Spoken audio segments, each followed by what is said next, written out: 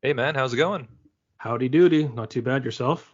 Howdy doody. No, I'm pretty good, pretty good. Welcome back to Bite My Shiny Metal Cast, the episode, season 3, episode 1, The Honking. And what is it today here, Mitchell? We have a special guest star joining us today from Fear Itself Horror on YouTube, Never heard of him. What's Oliver. that? Yeah, something Live. that Mitchell doesn't really watch, but I've also been somewhat co-hosting in the past few weeks with you. So, hey, Oliver, nice to have you here. Thanks Double for dipping, are we? cast. Sorry, what's that, Oliver? Thanks for having me on the cast, guys. Of Live course, of from my course. bedroom floor. Sweating profusely. Nice. No, it's wonderful to have you here, and I'm so happy that you were able to join us for this. I've been, when Mitchell and I have been doing the last few episodes a few weeks ago, I've been hinting at this because the honking is in particular very much horror themed and something that you really enjoy. Not so much Mitchell. Mitchell is not really a horror film enthusiast, and Nah. when I was younger, definitely not either. Now I've definitely kind of opened up to it, so it's kind of cool to see these kind of things with it. But I, yeah, let's I get. understand it's where most actors kind of start is in horror films because they're very cheap to make. And Well, I think it depends on the horror film as well, right? So like some of I'm them not are, disagreeing. yeah, some of the practical effects and all this. You know what? For those of you listening as well, definitely check out Fear Itself Horror. We'll plug it in at the end, but we can talk a little bit more about that as well. But yeah, let's get right into the episode. So no cold open. We just get right into the beginning part, and it has the little caption at the bottom: Smell-O-Vision users insert nostril tubes now. Smell-O-Vision, of course, being a thing in the Futurama universe if you watch another episode, but we continue on here. We have an opening onto an old robot we're introduced to named Vladimir, who turns out to be Bender's uncle. And unfortunately, Vladimir is dying. Kaputski. Yes, and he dies with his, I think his butler and a couple of other robots, servants, and the preacher bot, I believe, is around this area too. And he lives off of this planet, I guess, with in a castle next to this very old, we'll say gothic looking town. So we'll get into that in a little bit here. But we then afterwards, because the person who calls him dead or announces that he's dead states that he has to notify his next of kin, we jump over to Bender singing to himself. Bender. Bender. And what I love about this is that we also have Hermes come in, and he's bringing in mail. We'll talk about the mail in a second, but he brings in the mail and a remote, and he mutes Bender because Bender is indeed a machine. So we have here in the future, 1,000 years in the future, Hermes is bringing in the mail, the physical mail. What do you think of this? This is such a weird situation. What do you think, Oliver? No, I like that he mutes him. Or actually like handing out the mail. And all of It's his little things. It's like, all like, yeah. well, I think it's Um, because it's about like friendships and the different ways the friends like each other. But it's funny because it's just that we're different ways that friends annoy each other as well. Yes. Well, especially it's funny with Hermes in the future, you learn a little bit more about his relationship to Bender, like way far in the future. It's a But very sweet episode. I really do like that one. It's one of yeah, my more favorite ones. it's a very heartfelt episode. And but yeah, it is funny that he mutes him down. I also love that his mail that he gets them is like specifically all underwear related because everybody's either a pervert or they're trying to be like sexy or they accidentally bought something like a while back. So I think Leela but too. Leela buys like a pound of underwear. Palette, I think it was, or yeah, something like just once, but then you're on the system forever. So I'm sure we can all, well, I can't, but I'm sure some people can attest to being in that situation. I think the But best way to say is, do you buy underwear from Costco? Because yes, you're about a fifth of the way there. well, if you buy your underwear from Costco in like online Costco and have it delivered to you, I don't know if they have some kind of system, but yeah. But in any case, Hermes then gives them their mail, and he also has one for Bender. Unfortunately, it's like this black tinted envelope kind of thing, and it's a letter stating, of course, that somebody in his family has died. And he states to everybody that his uncle Vladimir is dead. So he insults them, but of course Bender invites them all to his, I guess it's not his hometown, it's his uncle's hometown, because he's not from there. Nope. But they go to the planet where it is, because he has this castle, and he's like, I have some, I'm in his will as well, so long, jerks, and he heads off. So we're introduced to this place. I as you said, was it earlier today, Oliver, or like off recording? But you said there's a lot of good inside jokes, a lot of good like puns and all these kinds of things. So what is this? We cut to Thermostat, capital of the Robo-Hungarian Empire. Can you give us any insight onto this? Is this like? I think this has got to be some sort of play off Dracula, because Must be, right? Yeah. Like the name of his uncle, the castle. Like I think this whole episode kind of plays off two pretty key horror, not genres, but iconic horror Okay. movies and stories, I guess, as well. Aren't most story and a movie. Aren't most horror movies kind of like you go somewhere where you're not like a cabin or a castle, and greetings, welcome to my castle. It's just something like that, right? Yeah, it's one of those different types of horror, right? So like you have like the monster horror, which is clearly playing off of like the majority of the episode, but then we get more into like demonic horror a little bit later as well, with like Project Satan and everything. But this is like very much, I agree with you, like Thermostat and Robo-Hungarian Empire, all this stuff, like and how they speak and like their building and their architecture, all this kind of stuff definitely reminds me of Dracula, and even like a little bit of like Frankenstein and like the Dr. Frankenstein kind of thing as well. So Frankenstein. Yeah, because they're kind of written, actually I think they're written like 80 years apart, but they kind of take place in a similar environment, I think. Well, when I think of those things, I always think of either Hotel Transylvania, great franchise after the last one, or what Universal was trying to do, the Dark Universe. The Dark Universe, right? Yeah. The mummies, with Tom Cruise as the mummy, which I didn't hate, but most people didn't either. But it wasn't good. That was the thing. It wasn't good. Wasn't good enough to carry a franchise, unfortunately. That's true. They got ahead of themselves. Yeah. So we move on with the group. Then they land in Thermostat, and they end up in this very, very old looking village, old Gothic village that I mentioned, and the peasant robots. And the professor has an argument with one of these peasant robots about like demons and not ghosts rather, but like belief and religion and all this kind of stuff. And it's very much like this science versus religion type of situation, but he's a robot.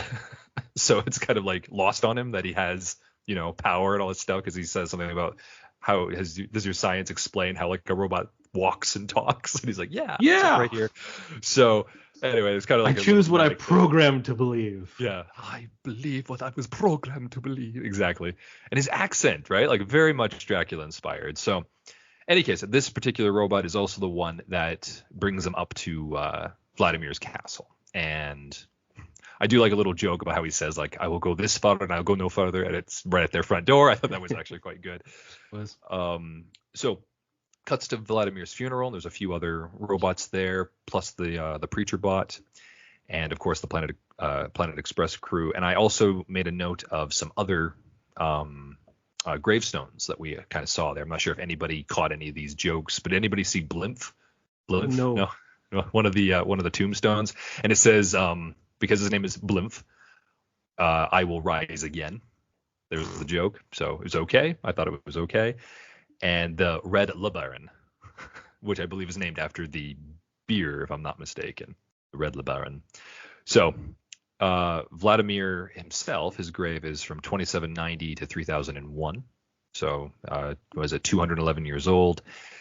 And they box him up and put him in there. I do, because Oliver, I know that you are, for lack of a better term, we'll call you religious, spiritual, whatever you'd like to say, like Christian in the vicinity of this. We won't go much into that if you don't want to. But I'm curious about if you can remember the preacher bot and how the robot kind of changes.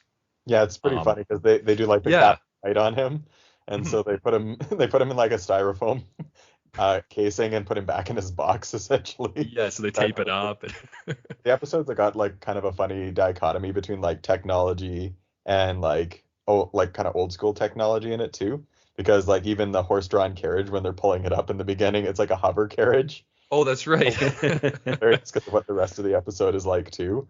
But That's then right. they're putting him back in his box, but they still have the Catholic rite, even though they're Yes. robots. So The robots. And did you notice like what they say is like it's the Catholic rite, but it's yeah, rust to rust. rust to rust. I was like, oh, that's pretty clever. It's like, what is it? I can't Dust remember to the whole dust. thing. Well, like the beginning part is like, because what is it? Ashes to ashes, There you go. dust to dust is ours, correct? And then theirs is like from shambles to shambles or something, or like pieces to pieces and rust to rust, something like this. Like it's robot, it's changed for the robots, and I was like, oh, that is actually really clever. Like this whole episode is very very cleverly written. But in any case, we have We've only done yeah. like 2 episodes with ghosts, and 2 of them have to do with Bender. There's one where he's haunted by his uncle, Yeah, and that's there's way one in where the he is a future. ghost. Yeah, that's right. Yeah. Well, yes, that's right. And I think that is the only. No, well, there is also the small joke about like ghost and horse, which I thought was pretty dumb. But other than that, yes. Which does fly in the face of what Hermes says later as well. But whatever the case, yes, that does happen. But we have Bender and his family, and it also then cuts to the reading of the will.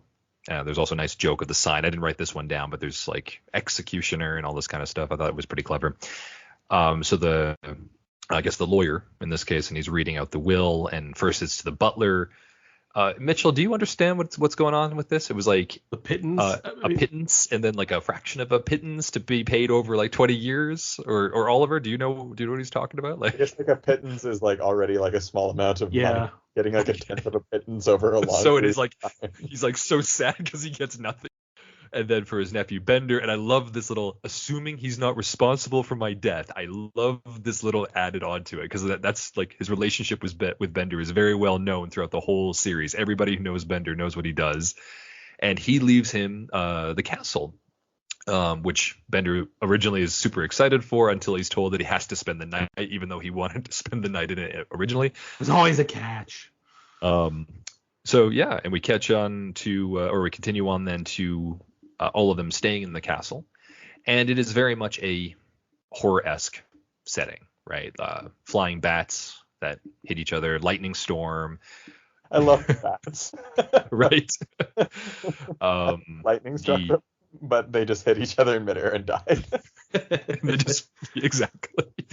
The cackling fire, and then a few other little things. So there's like pictures with eyes that move. Ollie, is there They're just motion sensor stuff, so it's okay. But they're just right. There's a motion sensor thing. But I'm actually trying to remember because this is quite common in like those spy-esque kind of horror, right? When they have like people spying on these unwilling. Yeah, like Wild West comes to mind, like Will Smith and. Oh, okay. Which is not necessarily a horror, but Not is there? Scooby-Doo also remind me a lot of Scooby-Doo too. Like okay. that's a lot of the backgrounds and sounds feel like it, but Very much so. Scooby-Doo was an animation of its time where they used a lot of reuse, which is why they have the same run every time. Yes, and the background just kind the of background. Yeah. You know what? That was a cheap way to save things. Is just to repeat the background when they were running.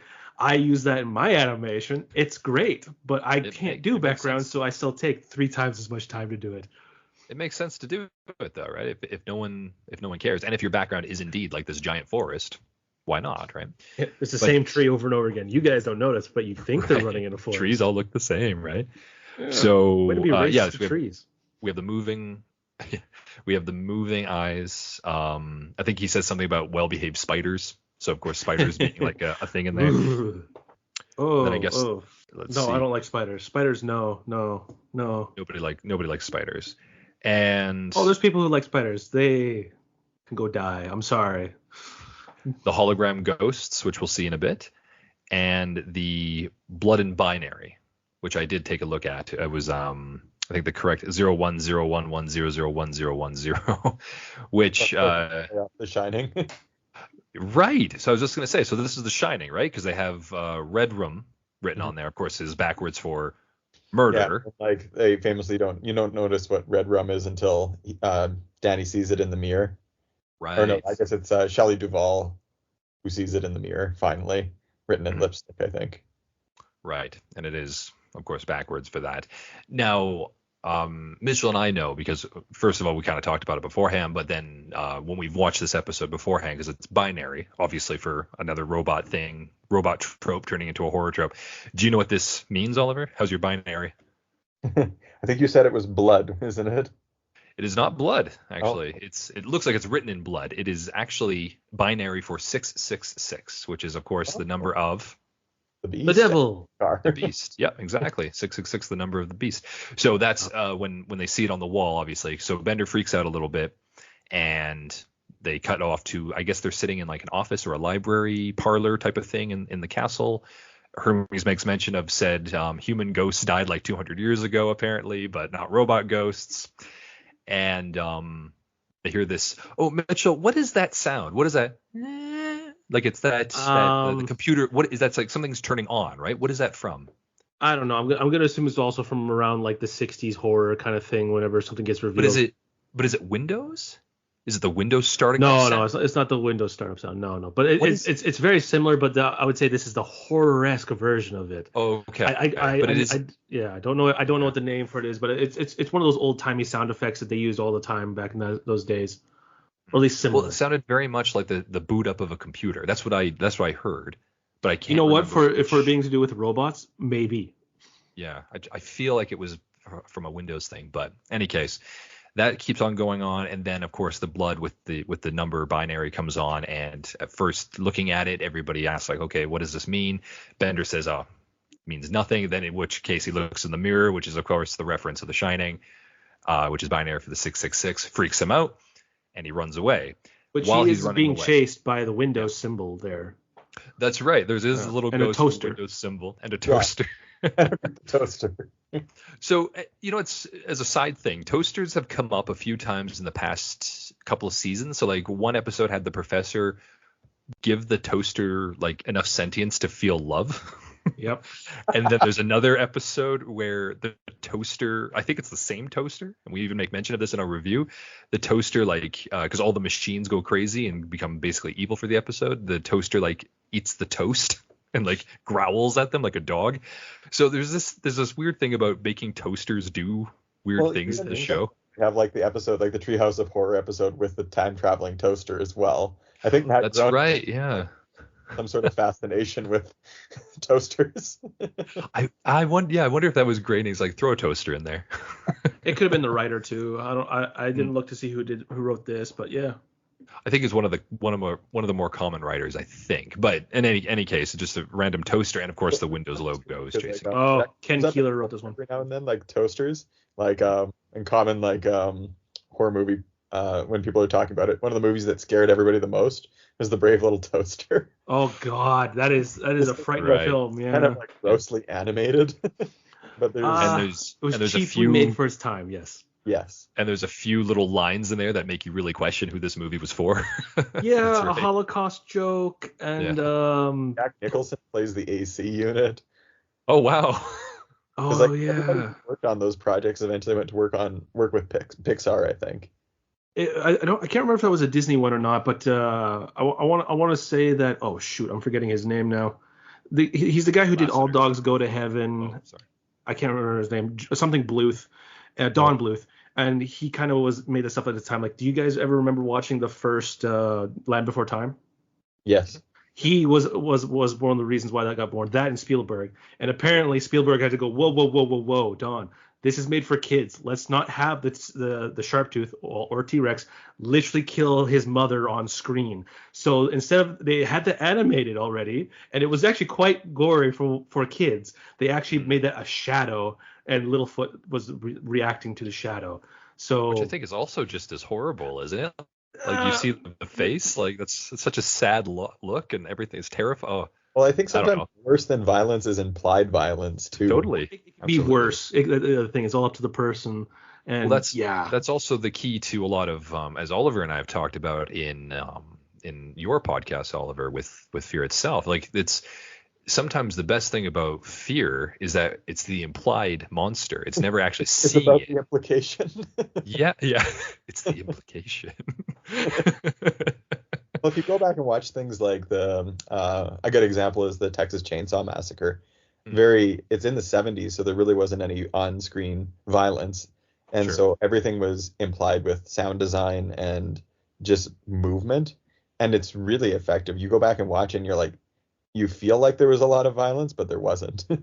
That's incredible. That's amazing what atmosphere can do for something like this, right? Going to school and stuff like that, I think they say sound literally makes like over half the movie. Easily. Yeah. I would absolutely agree with that. I would say at least 60% of a movie is its sound, that including like the soundtrack and everything, for sure. Especially for something atmospheric like horror. If you don't have good sound design, your movie isn't really that effective. For sure. In any case, we have Bender freaks out obviously and being chased by ghosts, and he sees like I think there must be his relatives because they all have like pictures in this castle, including his uncle Vladimir. And while he's being terrified, all of the rest of the Planet Express crew are in the back trying to figure out like where are all these things coming from and like why is all this happening. The professor then states just a throwaway kind of line scientifically, and it's enough to kind of get you through the science fiction of it, that the a faulty modem somewhere buried in the graveyard is mixing with their programming, thus creating some kind of not hallucinations, but like holograms. Yeah. So these holograms and making the hologram ghosts and all these and the sounds and all these kinds of things. So like, okay, great. Then we can tell Bender and he doesn't have to be afraid. To which he then runs by them, scared shitless, and runs into the moors of this particular planet, way far away from prying eyes. When he finally catches his breath, we are then subject to two glowing lights in the background, who then turn on. An engine is turned on, runs into him, knocking him down. We also get this nice close-up of the lights, which will become very important for how it's passed on, of this vehicle shining into Bender's, thus giving him what we will come to see as the werecar virus. I love this, actually. I think this is such an interesting idea, especially for something so old, because like the idea of so now we're playing onto the not just Dracula, not just all this other horror stuff, but now we're going into the werewolf type of situation. And to have this idea, because werewolves, of course, being beasts and all this kind of stuff in themselves, and they're set hundreds of years in the past, this is something, a car 1,000 years ago is now like the monster, right? This car that can drive itself and wants to kill people. So I thought that was really good. What did you guys think of the introduction of our car? Yeah, I really liked that it's like Christine, kind of Stephen King's. Right. Christine. Yeah, that's right. So I mean, it's the killer car, right? Because I think in the Stephen King book, it's a 57 Plymouth or something like that, and I think they based the design off of that in this movie too. Of course, that one was like a cherry red car and everything too. So, but I definitely noticed that influence. It's funny too that you said that there's another one where like the machines rebel and come after people too, because that's also like another Stephen King thing, Maximum Overdrive. For sure, but I'm not sure if they would have got that influence from King in that regard, just because it was the creator of all the robots, or like the company that owns all the robots, Mom. She basically would have though, because Nancy Cartwright's actually in Maximum Overdrive. And really? So, yeah, she voices the Bart Simpson voice actress. Lisa. No, Nancy is Bart. Yeah. Oh, yeah, maybe it's Bart. Yeah. Yeah. Yeardley Smith, I think, is Lisa, but yeah. Okay. Yeah. Well, Nancy Cartwright voices one of the characters in Maximum Overdrive, so I wonder if you never know. Never know. You definitely never know. Yeah. It's funny how they always have those voice actors. Like they'll always have. Oh, I just forgot her name now. She voiced Timmy Turner. Tara Strong. Tara Strong. Thank you. She I think she is the voice of Ted, like from Ted and by Seth MacFarlane. She's the actual voice of his actual like I love you thing. Yeah. They got Tara Strong to be that. Yeah. So. Well, Tara. I mean, that's just a toy. Tara Strong's been everywhere. Yeah. I mean, she's been in Jesus. I think she was even in like the Timmy Turner, like she was at the Fairly Odd Parents. She was in. The Batman she was Raven series, all these things from Teen Titans. Raven, Teen Titans. Oh yeah, no, she's. I mean, and not even mentioning the My Little Pony stuff. Oh like, God, like we don't mention that. We don't mention that. But I almost got hired for that show. That's funny. I think she's actually been in Was she ever in Futurama? Did she ever guest star? Oh, I'm sure she did. She was probably younger at the time for voice actors and stuff like that. Yeah. But she definitely would have been in there just because. I mean, actually, yeah, Fairly Odd Parents would have been going around this time, or at least starting. Yeah, so absolutely. I have no doubt she's somewhere. Maybe like a background, maybe, or something for Yeah. sure.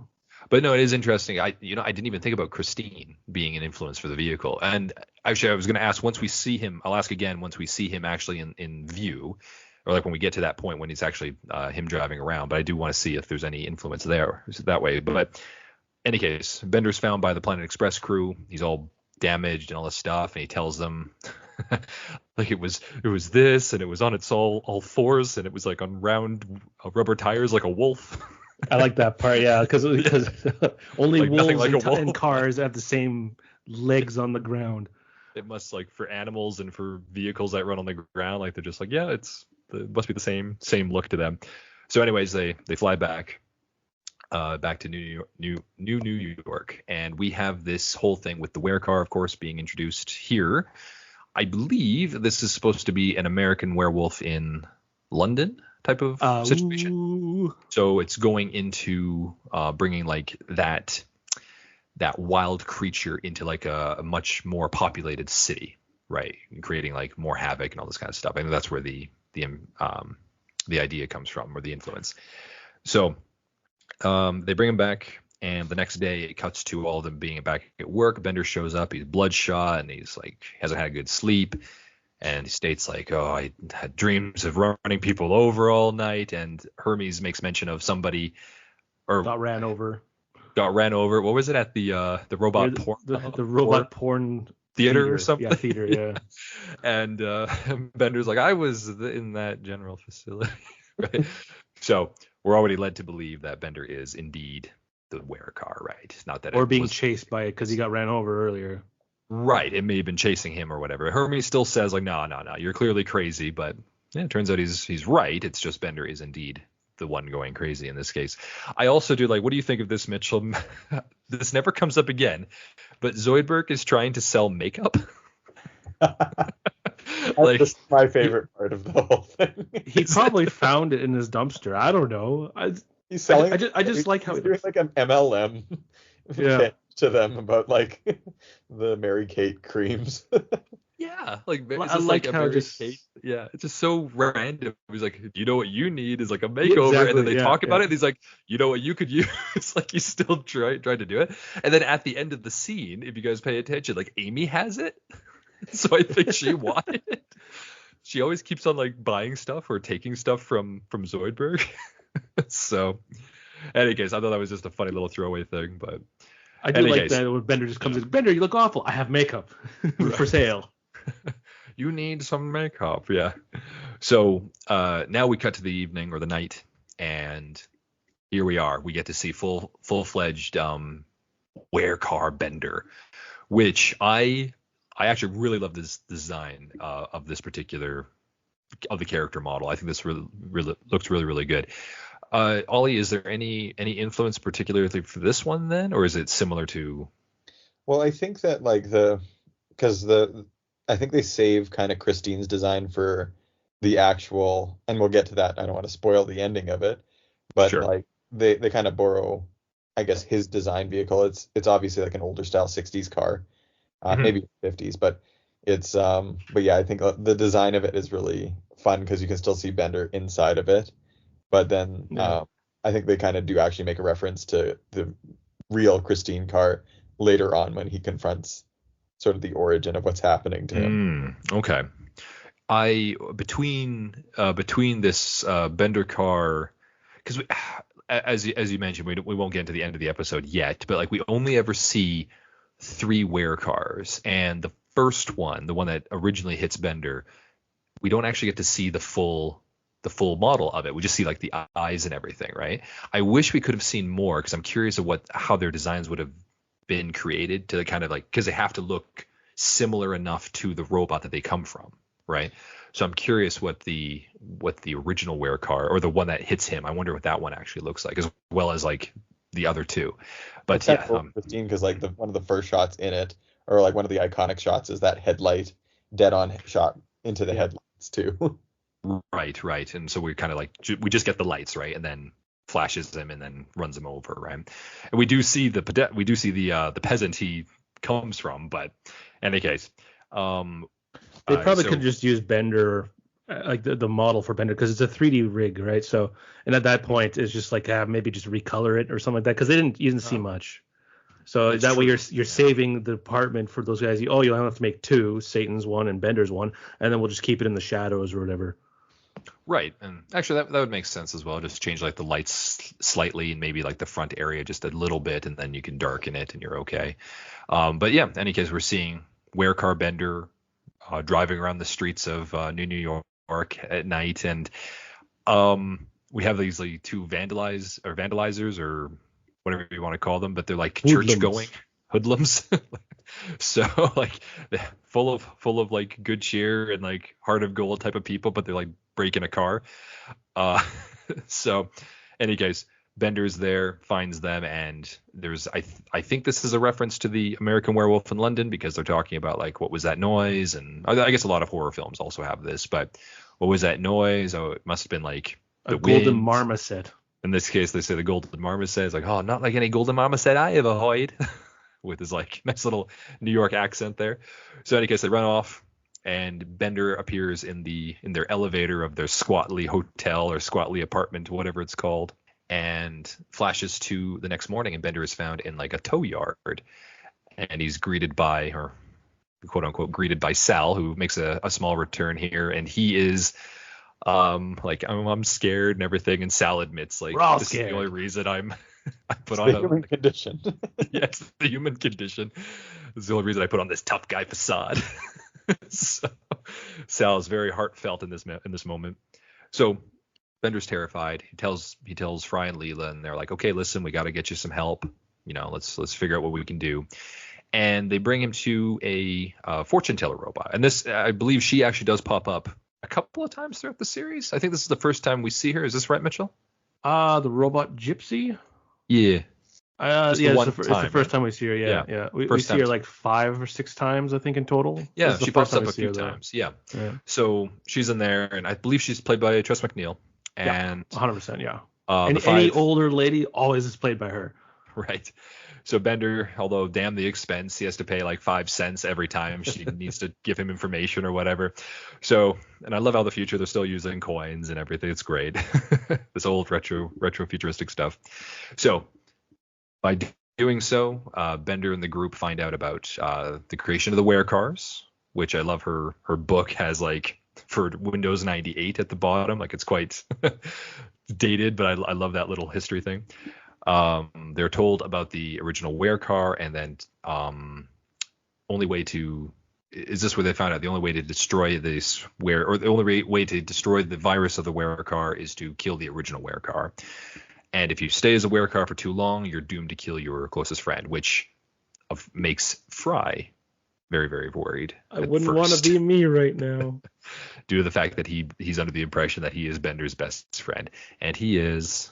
He is. We confirm it. It's all good. But as of now, so later that night, well, actually, before I get into that, so this fortune teller gimmick, this is also very much a horror thing, isn't it? Very much so. I think you often have like things like the Harbinger, who will either warn you at like the gas station. I think Tucker and Dale versus Evil kind of make fun of the Harbinger. Right. And there's always a weird older lady missing an eye, maybe it's Melky or something. Yeah, some old person. Fortune teller, right? Because the Harbinger is like the old man at the gas station, but the fortune teller is more like we watched in Skeleton Key, where they're the person that exists for plot dumping. Exactly. And this is exactly what this character is. She literally just dumps everything they need on them and just gets the plot from A to B type of thing, right? But she does it in such a comical way that I think it's forgiven, especially in a 22-minute episode, right? Actually, and something else I forgot to mention earlier is like, so it was the because it's not the first time we saw him, but the preacher bot, who's the one that did like the pieces to pieces or whatever, rust to rust, like this preacher bot we've actually seen in the past in Futurama. The preacher or the priest or some kind of religious figure is also very much a popular thing in, of course, the demonic type of horror films, such as Omen and I guess the Omen is like the main Exorcist. Thank you. Yep. So these are very, very common ones. When in doubt, So, call the Jesuits. right. They'll protect us.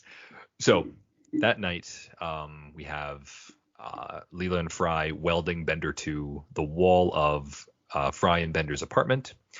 And I mean, they leave after saying, like, listen, you just stay here. We'll come back to you in the morning. We're going to go and kill a werecar in the next day. It'll be a nice, fun-filled day. And they both leave, leaving Bender on the wall to, like, sleep, I guess. I do like Bender here because he's like, wouldn't it make more sense to weld you guys to the wall? So why do you like that? Just because it's like it's easy targets for him to hit. Like he's a bastard, right? So he's just like, right. Yeah, why don't we weld you? Like I don't want to be welded to the wall. You guys should be welded to the wall. How does that make sense, Bender? Well, exactly. Okay, good. Because I was gonna ask, like, that doesn't make sense to me either. Like, no one called him out on that. First off, it's like we'd be easy targets, and he'd be like, so. To make sense for that, you put Bender somewhere else, and then you just weld yourself to the wall. You're fine. Bender doesn't know where you are. Right, in which case you don't need to weld yourself to the wall. Yeah, exactly. But it's just right? funny. You just stay somewhere else. But in any case, yes, Bender does make mention of this, and it didn't make sense to me either. I don't think it really makes sense in general, but yes, easy targets. But Leela and Fry are then leaving, and of course this is nighttime. Leela says she's going to go home. She's going to make her dinners for like the next month or some whatever, and goes the other way. Fry lives in that building. I don't know where Fry's going. Exactly. Is he just going to be out all night? He's doing the weld himself to the wall thing somewhere else. Who knows? Like I would assume he would go back to the Planet Express place.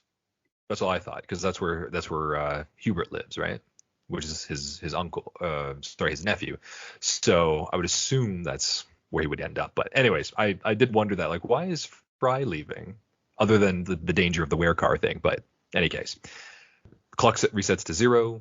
Bender turns into the werecar, breaks out, gets into the main street. Now, this is really, really cool. This is like really playing on atmospheric thing. You do hear like a little funny like as a wolf does, but it's obviously like a honk. Bender, yeah. And it's Bender doing it. And you have the atmosphere, like the music that's playing is actually very, very good. And you have it with first Leela and Fry, like, who's he chasing, right? Like who's behind who kind of thing. And it turns out Bender, as the werecar, is chasing after Leela. Fry shows up, sees this, and is pissed off. This is the one thing that Fry is most angry about throughout the rest of the episode, is that it turns out Bender actually likes Leela more than him. That is his actual best friend. Now, of course, Leela's trying to like protect herself and save herself, and she does by getting a crane and grabbing werecar Bender and leaving him there all night. Smart move. But Fry is pissed off, and he makes Bender. Oh my God, Fry, are you okay? Mostly, I'm not. Yeah, exactly. So, in any case, Bender doesn't know this, and he tries to apologize. Fry doesn't want anything to do with it, so they end up trying to go back to the castle to go murder the werecar that hit Bender. We then learn through a series of events that this werecar is not the original. He was hit by another one. I thought, Mitchell, what is the next one called? You probably really like this one. The Abominables. Oh, crap. What is it called? You're right. The Abominable Snowmobile. Right. The Abominable Snowmobile. And this one happens to also be in the Arctic. Actually, you know what's weird? The only werecar off planet is that one in Thermostat. But everyone else is on Earth. No, Thermostat's in Europe. They're Hungarian. In a different Robo-Hungarian Empire. I'm pretty sure it's on a different planet. Let me double check this now really quickly. You know what? That's a good point. I'm pretty sure probably it doesn't say where, but it says it's probably gets caught in the spider webs at the beginning. Say again? Like I think that it is on a different planet because it gets caught in the spider webs when it's landing. Oh, that's right. Yeah, these giant spider. Mind you, the future could have anything at this point. But I'm pretty sure it was on a. It's a part of the Robo-Hungarian Empire, which is based on Earth. So. It's in Europe somewhere. Just it's robot Europe. It does. Yeah, it's mentioned in two things: the Honking and the prisoner of Benda. Okay, all right. I'll give them the benefit of the doubt. Let's say this is in Europe, and it looks really, really old. So so Europe didn't advance or at least the Robo-Hungarian Empire didn't advance as quickly as like New York or anything. But yes, so we have the Abominable Snowmobile. And this ice. I love that. I love that line. Yeah, I ran over that jerk. That's right. Yeah. No apology. No apology. She's just So such a jerk about it. the Inuit robot says like, yeah, so I was actually doing was it an acting class, and she got the passed on by Calculon, who we've seen many, many, Calculon. many times. I'm disappointed we never get to see Calculon's werecar form, and this is never mentioned again because this is like such a throwaway thing. But anyway, Maurice LaMarche obviously comes back as Calculon, explains that he is 1,000 years old. He used to be like a little crane thing that was designing the robot cars, and he was there when Project Satan was being created. Trying to remember now. Ollie, do you remember all the things they said here? It was like Hitler's car's steering wheel or something. Yeah, the steering wheel from Hitler's Mercedes-Benz. It was his limo. The left turn signal from Charles Manson's Volkswagen. The windshield wipers from Knight Rider, which the car itself was not evil, but the windshield wipers were. And then the electric motor from Ed Begler's Jr.'s car. Right, which he makes a joke about. Yeah, well, did you ever watch Knight Rider? I may have watched an episode. That's with what was his name? Hasselhoff. That was Hasselhoff, right? David Hasselhoff. And I believe the car's name was Kit, isn't it? Yeah, K-I-T-T. That show. I've watched so much of it, and like it's hilarious. Every now and then you'll see like one of the effects not quite land, like two little gloved hands slide it down from the steering wheel and stuff when we're filming it. So really? Because the car drives itself, right? Yeah, it's a good show though. Since you watched the show, is there any chance that the windshield wipers were actually evil and this joke is not just played for laughs? I think it's just played for laughs. Okay. Well, I figured that when you think about famous cars and stuff like that from the early 2000s, like what would you say would be a car? Something like Knight Rider's right up that alley for famous cars, but I do like the fact that they're looking for evil cars. The evil cars. Well, they could have chosen vehicles that belong to a lot of evil people, like they did for the first two, right? And the electric motor, I don't think so that guy's the original inventor of an electric motor. I think that's just a dig at the time. It would definitely be changed now. Oh, they're still evil. It was a dig at the time at electric cars, obviously, right? Because no one thought they would actually be as popular as they are now. Well, they make fun of The Simpsons as well when they do like the ride the car of the future, and it's the electric car. If they're driving you, people will think you're gay. One of us. Yes, and I actually remember that episode too. That was funny. It's like Bender and not Bender, Homer and Bart, right? And they're like sitting in the car or whatever. Lisa it's a ride. Another part where they're like taking the tour through it. And it's like, please enjoy like the gentle music of the Turtles, and then it's just like robots whipping people. Right. Oh man, yeah, they took a lot of digs at electric cars back in the day. I would assume if this episode were made nowadays, they may have used Elon Musk. They probably would have used Elon Musk in a joke here because of his like prominence with electric vehicles and everything. Oh, they hate him so much. Yeah. But isn't it weird how this is just like a whole bunch of parts of a car being put together, and it's a werewolf, not Frankenstein? Well, Frankenstein's monster. No, actually, Frankenstein. That's a really good point. Actually, I didn't even really think of that. So it is like a Frankenstein's monster of a car. That's actually really good. Good job, Mitchell. 10 points for you. For someone who's never watched horror films, that's actually really good. I've seen things, I just don't like them. And sorry, Ollie, what were you gonna say? I was just gonna point out like another like funny moment where the Simpsons made fun of Hans Moleman when he was like selling the electric car at one of the conventions, and then he gets like snatched up by the guys who make like oil or gasoline engines. Right. Yeah. It's anyway. Like, oh, does this actually work? He's like, yes, and then and then they close it down or whatever. Yes, right. So we're told then by Calculon that Project Satan is all these vehicles put together, as Mitchell mentioned, a Frankenstein's monster of a vehicle that is pure evil. And it's either in Paris, which I guess the crew looked very briefly, and you can see the Eiffel Tower in the background, or at the same automotive shop. And it turns out this vehicle is actually owned by Chrysler. And I love the play on words of anti-Chrysler. That is so like that is really good writing. I thought that was really, really good. And it's just locked down. It's forbidden. It's whatever. No one can go in there. So the three of them enter, and they see. I think Leela also mentions of another thing of like carrying a silver potato because they're going to stuff it into the exhaust. But of course, it's an electric vehicle, does not have an exhaust port, so they can't actually do that. So in any case, they find Project Satan, and he's over by this giant furnace, and it looks like he's crying, but it turns out he's actually quite happy, and he loves killing people, and he's just looking for the next murder.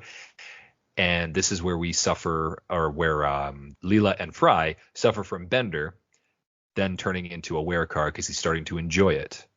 And he teams up with Project Satan, and Satan says like, okay, you get to choose. Who do you want to choose? And it turns out he chooses Fry, thus confirming that Fry is indeed his best friend.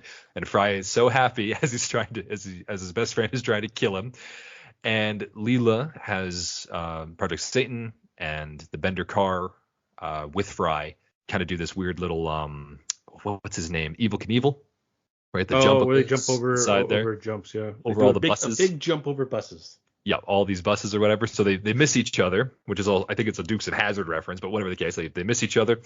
And at the other end that the Project Satan lands happens to be where the furnace is. And so he skids out and he crash lands into it, lands in the furnace, burns down, thus destroying his werewolf curse, or werecar curse rather. And Bender turns back into Bender with Fry still inside of him, but Fry is fine. And he's super happy that Bender tried to kill him, and he drinks to their friendship, which happens to be Bender's last beer. Bender gets angry, and then last scene is of him, of course, strangling him and in anger.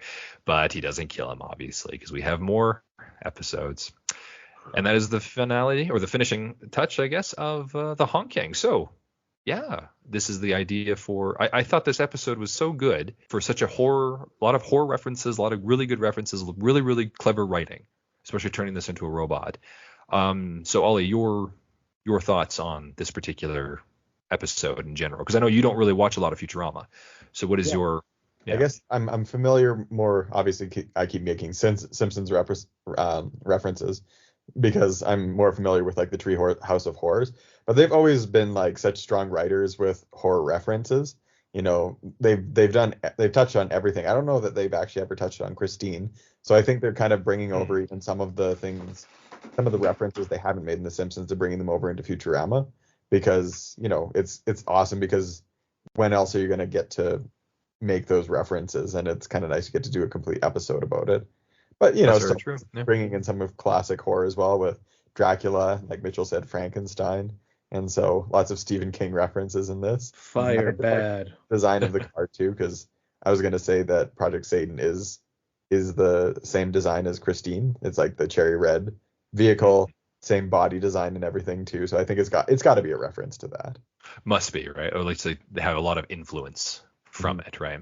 This evil car that kills people. They must have had a Stephen King. It's got to be Christine. Yeah, it's got to be. And I'm sure there's even like a really good Stephen King reference somewhere in there that maybe even I missed, like on a license plate or something. There's probably got to be something on there. But if anybody knows, they can leave it in the chat. I'm sure that they could, or in the comments, I'm sure they could find it. And what about you there, Mitchell? What's your takeover on this episode? I liked it, but for this season, I would say it's subpar. And not because it's bad by any means, it's just because all the other episodes are much better than this one. This season is, I was looking at the roster. So, of course, this is the premiere as it was on TV. Yeah. This episode is the beginning of it. And, yeah, this season is crazy for really good episodes of Futurama. Like some of the, what would you call it? Some of the classic episodes, I would say. Ones that have been rehashed and done worse in newer seasons. Right. So, yeah, but this one, I would still say it's still a phenomenal episode. Like, I really love it, especially. Yeah, I'll give it a 7 or 8. 7 or 8 out of 10. Yeah, absolutely. Me too. But yeah, so we'll get on to the like favorite moment, favorite scene, favorite joke, and your MVP. So, Mitchell, why don't we start with you here? What's your scene? I think I have joke, 2.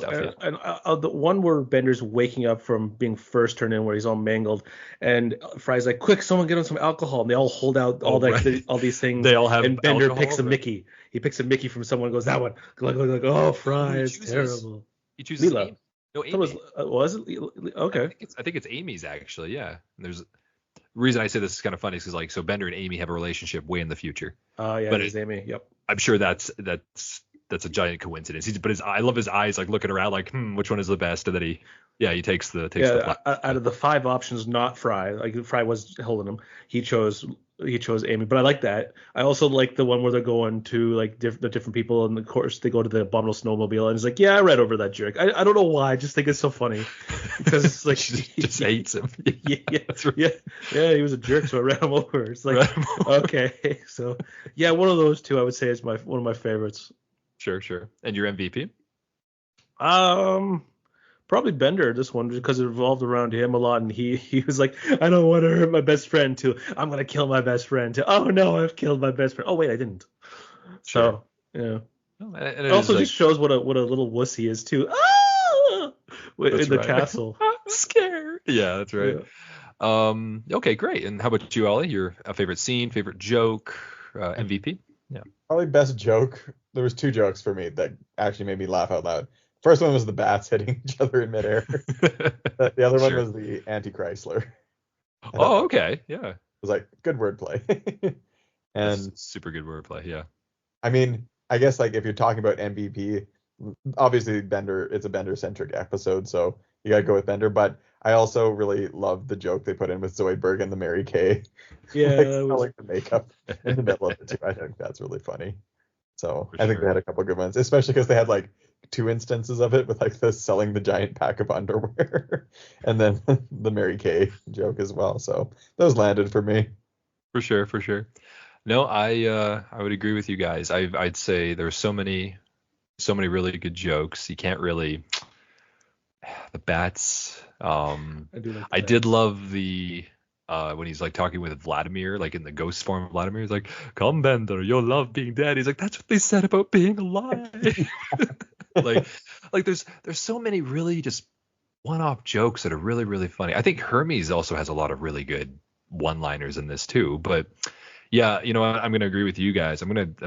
Wow, first time I think in a while. It's unanimous Bender. I think this is a very Bender MVP, but he makes it good. There's a lot of really good jokes in there, and he's a central and focal point to a lot of them. They can't happen without him. So yeah. Anything else to add for the horror fans or anything of the sort?